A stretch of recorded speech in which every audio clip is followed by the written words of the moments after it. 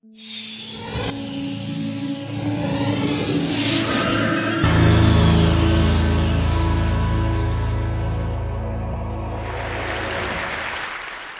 a neuroscientist, and in neuroscience, we have to deal with many difficult questions about the brain.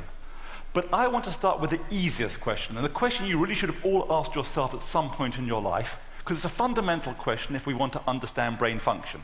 And that is, why do we and other animals have brains? Not all species on our planet have brains, so if we want to know what the brain is for, let's think about why we evolved one. Now, you may reason that we have one to perceive the world, or to think. And that's completely wrong.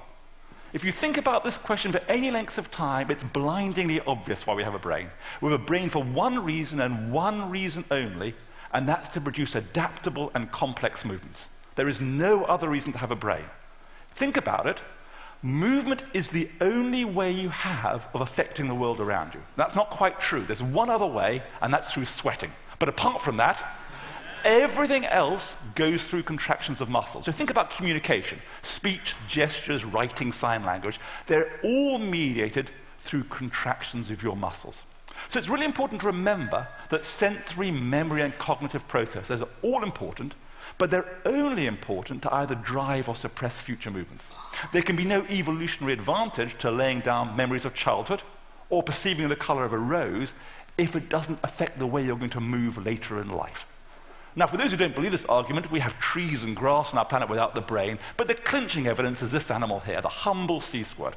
Rudimentary animal, has a nervous system, swims around in the ocean in its juvenile life, and on some point in its life it implants on a rock, and the first thing it does in implanting on that rock, which it never leaves, is to digest its own brain and nervous system for food. So once you don't need to move, you don't need the luxury of that brain. And this animal is often taken as an analogy to what happens in universities when professors get tenure. But that's a different issue. So I am a movement chauvinist. I believe movement is the most important function of the brain. That anyone tell you that's not true. Now, if movement is so important, how well are we doing understanding how the brain controls movement? And the answer is we're doing extremely poorly. It's a very hard problem. But we can look at how well we're doing by thinking about how well we're doing building machines which can do what humans can do. Think about the game of chess. How well are we doing determining what piece to move where? If we put Garry Kasparov here when he's not in jail against IBM's Deep Blue, well, the answer is IBM's Deep Blue will occasionally win. And I think if IBM's Deep Blue played probably anyone in this room, it would win every time. That problem is solved. What about the problem of picking up a chess piece, dexterously manipulating it, and putting it back down on the board? If we put a 5-year-old child's dexterity against the best robots of today, the answer is very simple. The child wins easily. There's no competition at all. Now, why is that top problem so easy and the bottom problem so hard? One reason is a very smart 5-year-old could tell you the algorithm for that top problem, look at all possible moves to the end of the game, and choose the one that makes you win. So it's a very simple algorithm. Now, of course, there are a lot of moves, but with fast computers and some approximations, we come close to the optimal solution. When it comes to being dexterous, it's not even clear what the algorithm is you have to solve to be dexterous.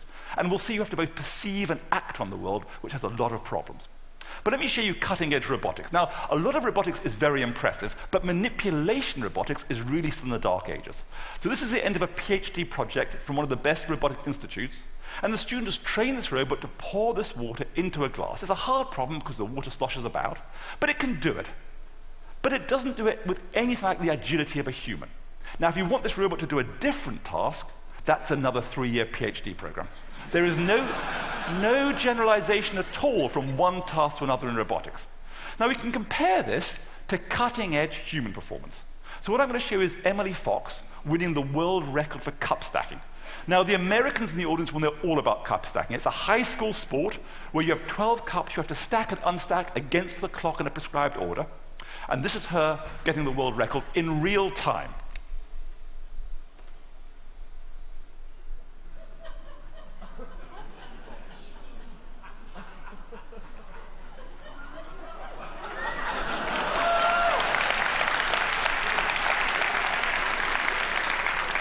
And she's pretty happy. We have no idea what is going on inside her brain when she does that, and that's what we'd like to know. So in my group, what we try to do is reverse engineer how humans control movement. And it sounds like an easy problem. You send a command down, it causes muscles to contract, your arm or body moves, and you get sensory feedback from vision, from the skin, from muscles, and so on. The trouble is these signals are not the beautiful signals you want them to be. So one thing that makes controlling movement difficult is, for example, sensory feedback is extremely noisy. Now, by noise, I do not mean sound. We use it in the engineering or neuroscience sense, meaning a random noise corrupting a signal. So in the old days before digital radio, when you were tuning in your radio and you heard on the station you wanted to hear, that was the noise. But more generally, this noise is something which corrupts the signal. So for example, if you put your hand under a table and try to localize it with your other hand, you can be off by several centimeters due to the noise in sensory feedback. Similarly, when you put motor output or movement output, it's extremely noisy. Forget about trying to hit the bullseye in darts. Just aim for the same spot over and over again. You have a huge spread due to movement variability. And more than that, the outside world or task is both ambiguous and variable. The teapot could be full, it could be empty, it changes over time. So we work in a whole sensory movement task soup of noise. Now this noise is so great that society places a huge premium on those of us who can reduce the consequences of noise. So if you're lucky enough to be able to knock a small white ball into a hole several hundred yards away using a long metal stick, our society will be willing to reward you with hundreds of millions of dollars. Now, what I want to convince you is the brain also goes to a lot of effort to reduce the negative consequences of this sort of noise and variability.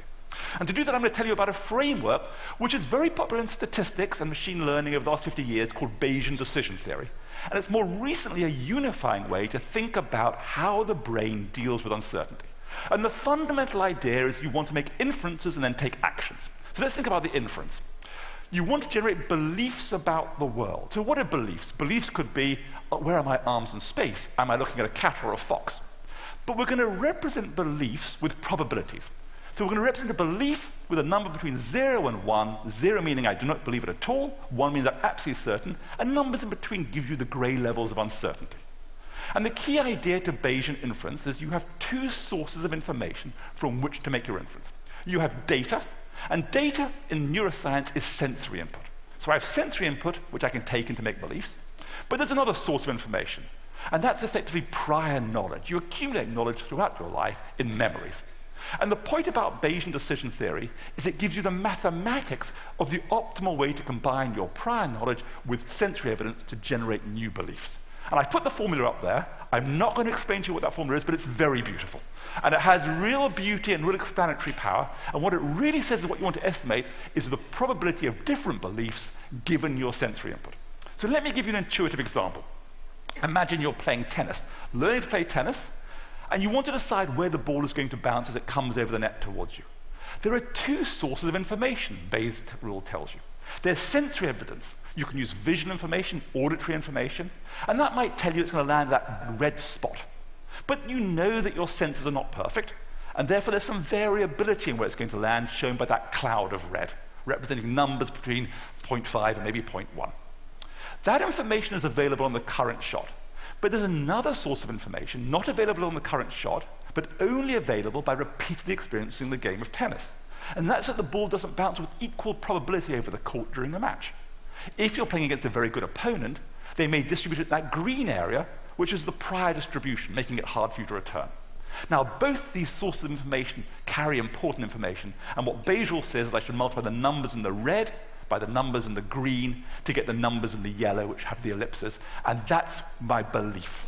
So it's the optimal way of combining information. Now, I wouldn't tell you all this if it wasn't that a few years ago we showed this is exactly what people do when they learn new movement skills. And what it means is we really are Bayesian inference machines. As we go around, we learn about statistics of the world and lay that down, but we also learn about how noisy our own sensory apparatus is, and then combine those in a real Bayesian way. Now, a key part to the Bayesian is this part of the formula. And what this part really says is I have to predict the probability of different sensory feedbacks given my beliefs. So that really means I have to make predictions of the future. And I want to convince you that the brain does make predictions of the sensory feedback it's going to get, and moreover, it profoundly changes your perceptions by what you do. And to do that, I'll tell you about how the brain deals with sensory input. So you send a command out, you get sensory feedback back, and that transformation is governed by the physics of your body and your sensory apparatus. But you can imagine looking inside the brain, and here's inside the brain. You might have a little predictor, a neural simulator of the physics of your body and your senses. So as you send the movement command down, you tap a copy of that off and run it into your neural simulator to anticipate the sensory consequences of your action. So as I shake this ketchup bottle, I get some true sensory feedback as a function of time on the bottom row, and if I've got a good predictor, it predicts the same thing. Well, why would I bother doing that? I'm going to get the sensory feedback anyway. Well, there's good reasons. Imagine as I shake the ketchup bottle, someone very kindly comes up to me and taps it on the back for me. Okay? Now I get an extra source of sensory information due to the external act. So I get two sources. I get you tapping on it, and I get me shaking it. But from my senses point of view, they're just combined together into one source of information. Now, there are good reasons to believe that you would want to be able to distinguish external events from internal events, because external events are actually much more behaviorally relevant than feeling everything that's going on inside my body. So one way to reconstruct that is to compare the prediction, which is only based on your movement commands, with the reality, and any discrepancy should hopefully be external. So as I go around the world, I'm making predictions of what I should get, subtracting them off, everything left over is external to me. What evidence is there for this? Well, there's one very clear example where a sensation generated by myself feels very different than that generated by another person. And so we decided the most obvious place to start was with tickling. It's been known for a long time you can't tickle yourself as well as other people can, but it hasn't really been shown it's because you have a neural simulator, simulating your own body and subtracting off that sense. So we can bring the experiments into the 21st century by applying robotic technology to this problem. And effectively what we have is something called a stick in one hand attached to a robot, and they're going to move that back and forward. And then we're going to track that with a computer and use it to control another robot, which is going to tickle their palm with another stick. And then we're going to ask them to rate a bunch of things, including ticklishness. And I'll show you just one part of our study. And here I've taken away the robots, but basically people move with their right arm sinusoidally back and forward. And we replay that to the other hand with a time delay. Either no time delay, in which case it's like you're just tickling your palm, or with a time delay of 1/10, 2/10, or 3/10 of a second. So the important point here is the right hand always does the same thing, sinusoidal movement. The left hand always gets the same input, sinusoidal tickle. All we're playing with is a temporal causality. And as we go from 0 to 0.1 second, it becomes more ticklish. As we go from 0.1 to 0.2, it becomes more ticklish again. And by 0.2 of a second, it's equivalently ticklish to if the robot just tickled you without you doing anything. So whoever is responsible for this cancellation is extremely tightly coupled to temporal causality. And based on this and other studies, we really convinced ourselves in the field that the brain is making precise predictions and subtracting them off from the sensations. Now, I have to admit, these are the worst studies my lab has ever run. Because the tickle sensation of the palm comes and goes. You need large numbers of subjects hit these stars, making them significant. So we were looking for a much more objective way to assess this phenomena. And in the intervening years, I had two daughters. And one thing you notice about children on back seats of cars on long journeys, they get into fights, which starts off with one of them doing something to the other one retaliating, and it quickly escalates. And children tend to get into fights which escalate in terms of force. Now, when I scream at my children to stop, sometimes they would both say to me, the other person hit them harder. Now, I happen to know my children don't lie.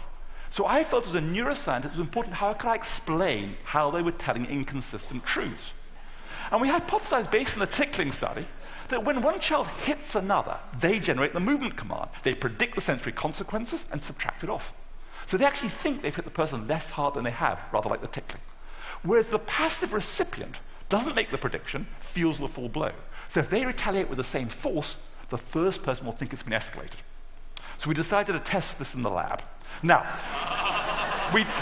we don't work with children, we don't work with hitting, but the concept is identical. We bring in two adults and we tell them they're going to play a game.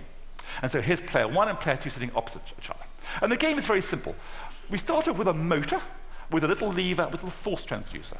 And we use this motor to apply a force down to the player one's fingers for 3 seconds, and then it stops. And that player's been told, remember the experience of that force, and use your other finger to apply the same force down to the other subject's finger through a force transducer. And they do that. And player two's been told, remember the experience of that force, use your other hand to apply the force back down.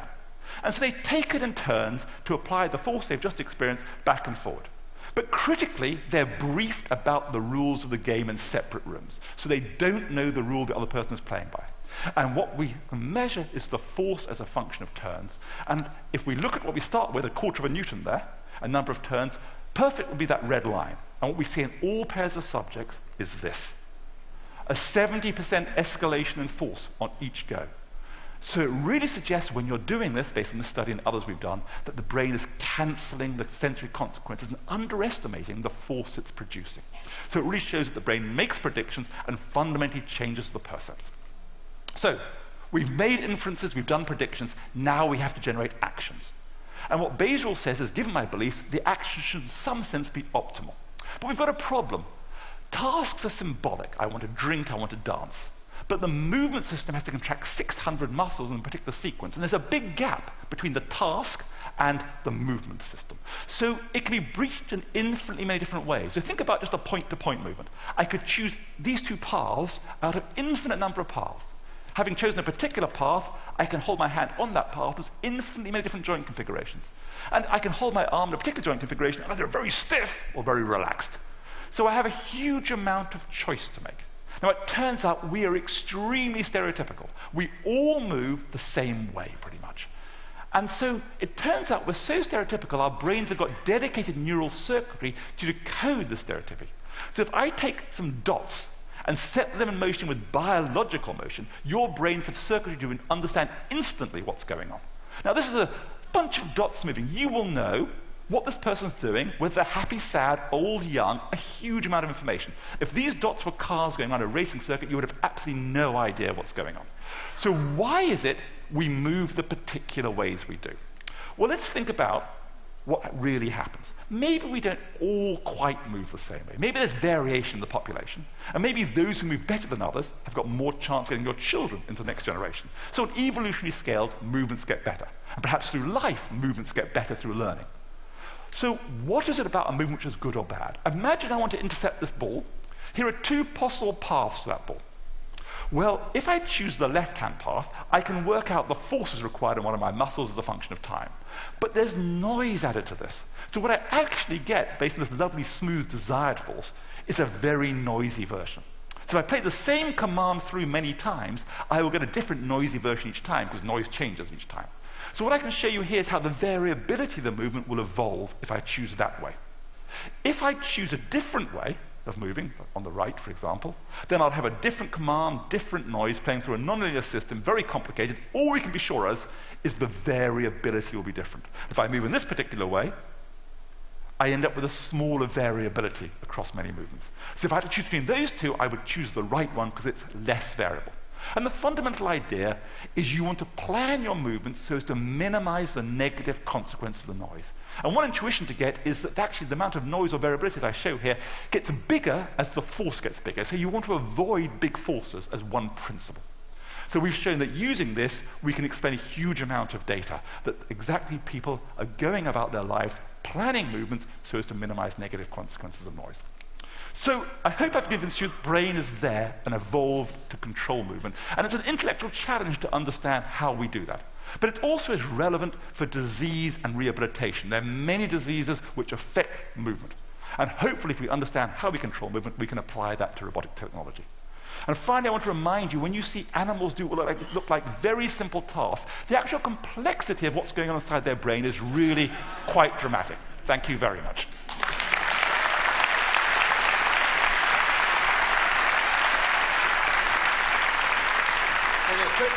Quick question for you, though. Yep. So you're a movement Chauvinist.